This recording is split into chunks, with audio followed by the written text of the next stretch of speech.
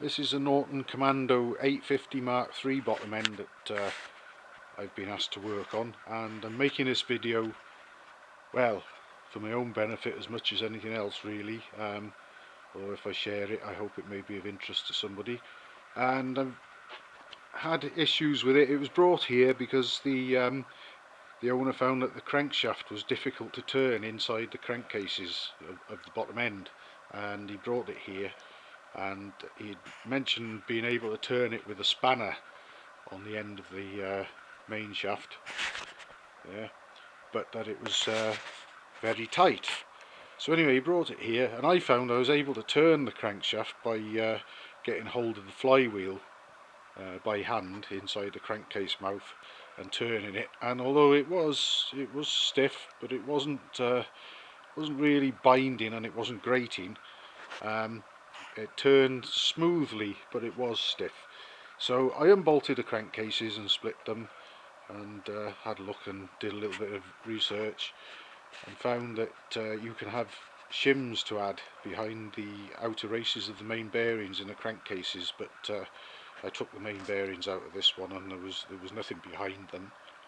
And I then found that one of the inner races probably wasn't as snug on the crankshaft main shaft as it should have been, because someone had previously obviously changed the main bearings and used a bit of brute force and been a bit rough, perhaps using a chisel or something to get the inner race off the crank, I don't know.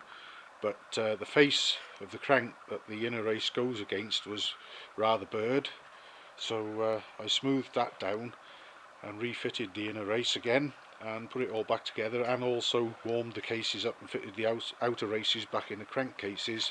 And well, here we are. I've got them clamped together with a crankshaft in, minus the conrods at the moment.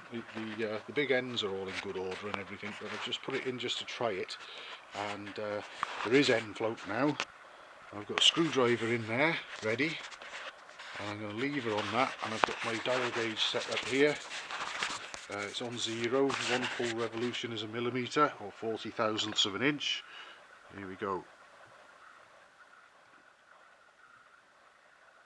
And we're seeing just a whisker under 0.5 millimetre, or just a whisker under 20 thousandths of an inch if you prefer.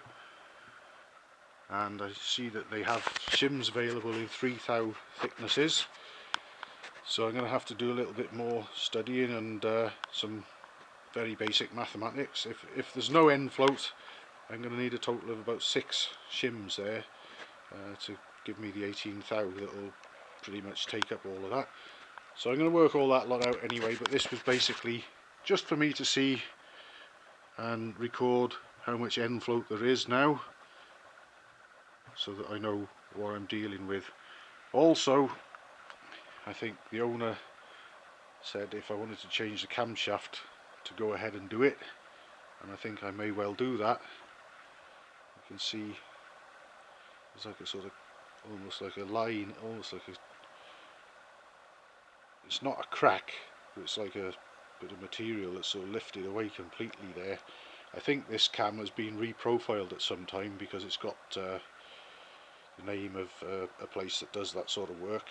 It may or may not have done quite a mileage, I don't know.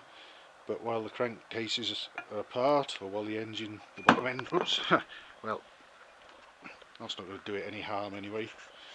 I think while the bottom end is apart, we shall probably get a replacement for that. It's got markings on it. It says it's an SS cam, and I think I saw 142 on it, if I'm right. There's the SS that you can maybe see on the end. I'm pretty sure I saw something like 142 on it somewhere as well earlier. Quite difficult to see anyway. It's there. I don't know if the camera will pick that up, or even which way up it. Ah, there we are. SS.